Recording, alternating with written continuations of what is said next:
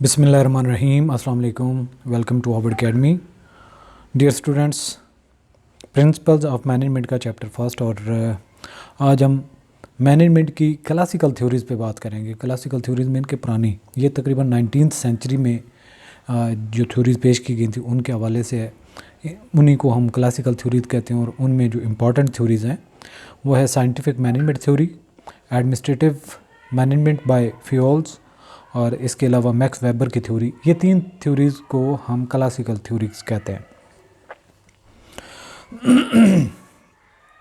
तो जैसा कि मैंने आपको बताया ये अर्ली 20th सेंचुरी में यानी कि 1900 एंड समथिंग यानी कि 1910-5 इस तरीके से करके ये पेश की गई थी और इनमें फिर वक्तन फ़वक्तन एवोल्यूशन भी हुआ, तब्दीली भी आई और हर एक जो मैनेजमेंट का एक्सपर्ट था उसने अपनी थ्योरी पेश करने की कोशिश की। तो इस हवाले से जो मशहूर तीन थ्योरीज़ हैं जिनका पहले भी जिक्र किया है उनका हमने आज डिस्कशन करनी है।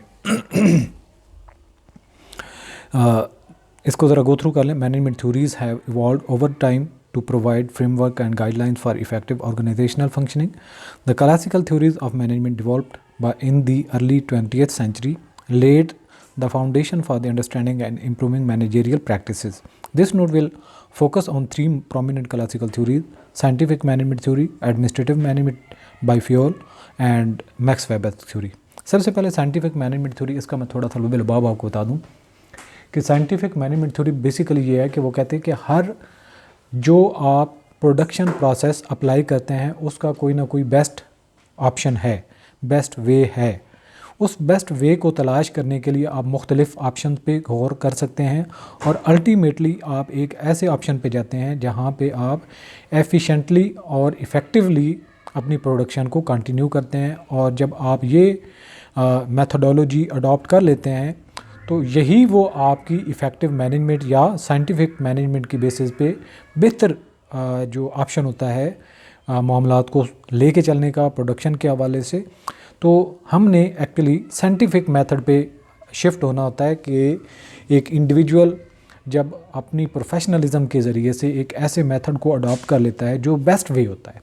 आप पहला ऑप्शन लेते हैं, दूसरा, तीसरा, हर एक ऑप्शन के बाद बेहतरी आती है। फाइनली आप एक ऑप्शन पे पहुंच जाते हैं जिसको हम साइंटिफिक मैनेजमेंट कहते हैं या साइंटिफिक मेथोडोलॉजी होती है। उस पे जब आप पहुंच जाते हैं तो उसके बाद मज़ीद बेहतरी की गुंजाइश नहीं होती और वो बेस्ट वे होता है आपके लिए। ये कहती है साइंटिफिक मैनेजमेंट थ्योरी। ज़रा एक दफ़ा टेक्स्ट को भी गो थ्रू करते हैं। Scientific management pioneer by Frederick Taylor emphasizes the scientific study of work processes to identify the most efficient methods. Key principles include time and motion study. यानी कि time के साथ साथ आप उसकी मूवमेंट में बेहतरी हो रही थी। जो टाइम गुजरता है आपकी मोशन बेहतर होती है। स्टैंडर्डाइजेशन ऑफ टूल्स, आप अपने मशीनरी को बेहतर से बेहतर करते हैं, प्रोसेसेस को बेहतर करते हैं।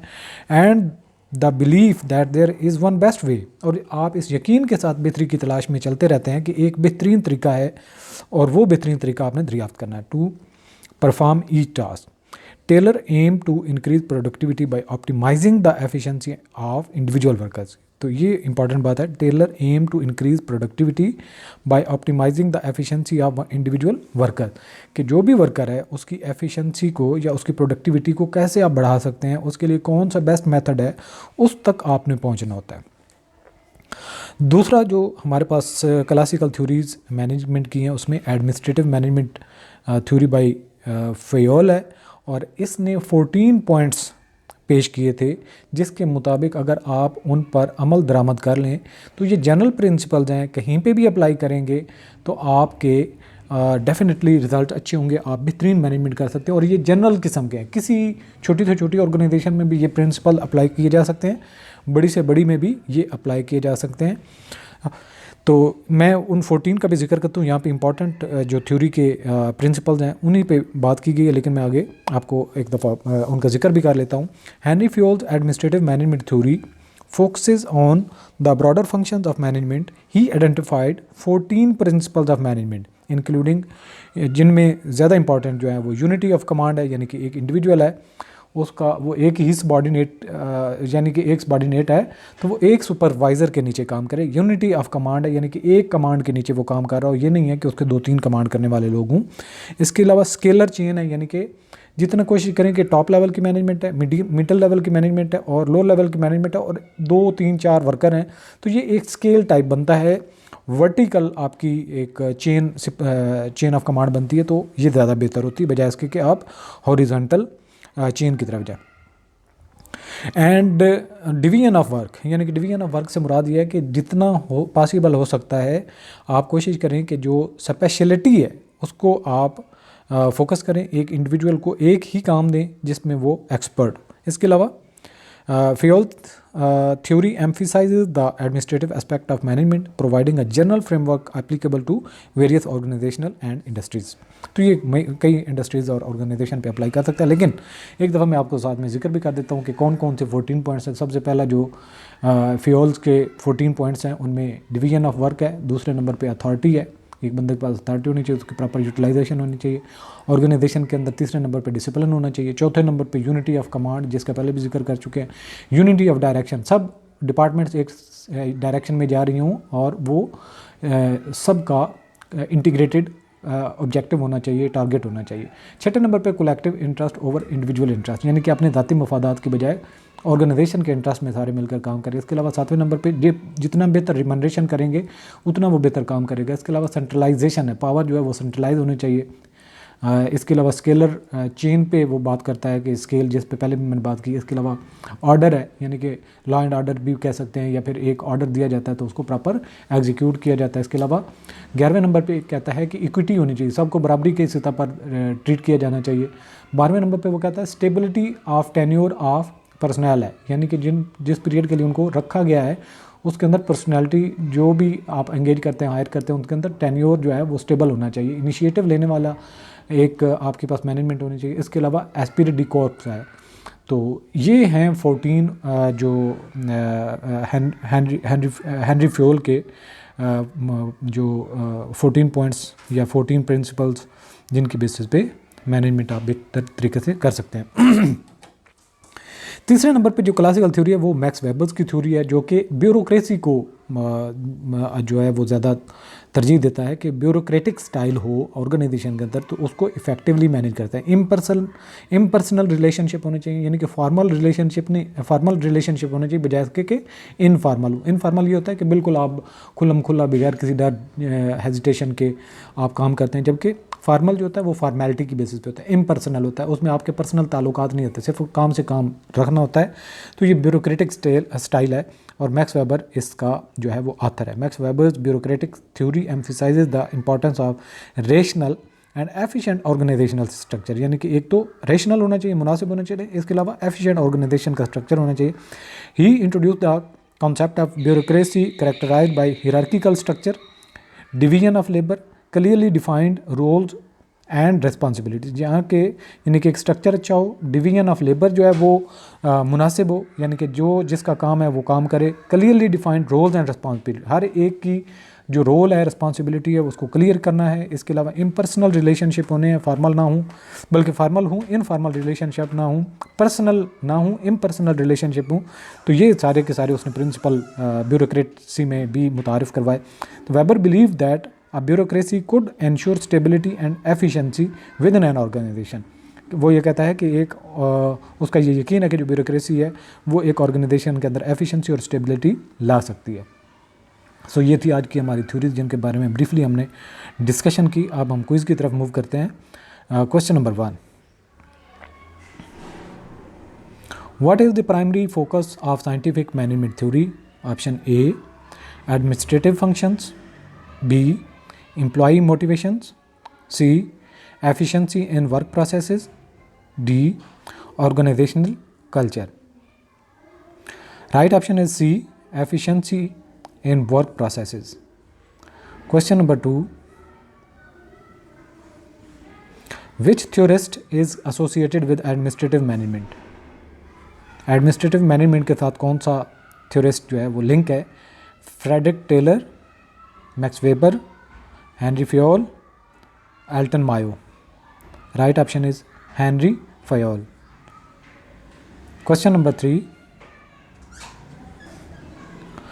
According to Max Weber, what is the key characteristic of option A, bureaucratic organization, B, flexible structure, C, यहाँ पे ये हमारे पास यहाँ पे ये जो हमारे पास है ये क्वेश्चन में आता है. According to Max Weber, what is a key characteristic of a bureaucratic organisation? Option A, flexible structure, B, informal communication, C, heterogeneous roles, D, hierarchical structure. Right option is D, hierarchical structure. Question number 4. What does unity of command imply in engagement principles? Option A, singular focus on efficiency, B, single chain of command for each employee, C, cooperative teamwork, D, equality among employees. Right option is B, single chain of command for each employee. Question number 5. Which theory emphasizes the scientific study of work processes? Option A, bureaucratic theory, B, administrative management, C, scientific management, D, behavioral theory.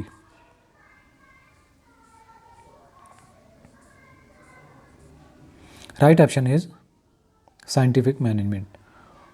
Question number 6. According to Fayol, what is the principle related to the flow of authority from top to bottom in an organization? Unity of command, scalar chain, division of work, unity of direction. Right option is scalar chain. Question number 7. What did Max Weber believes would contribute to organizational stability?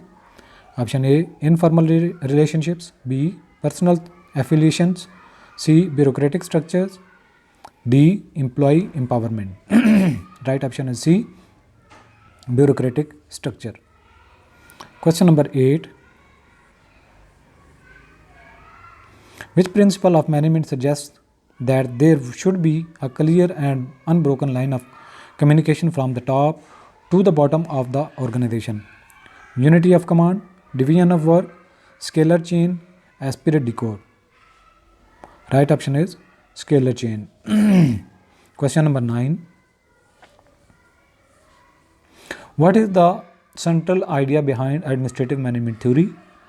Option A, efficiency in work processes. Option B, scientific study of work. C, general principles of management. D, hierarchy and authority. Right option is, right option को देख लेते हैं एक दफा. General principles of management. Question number 10. Which theorist is associated with the concept of the one best way to perform a task? Max Weber, Frederick Taylor, Henry Fayol, Alton Mayo.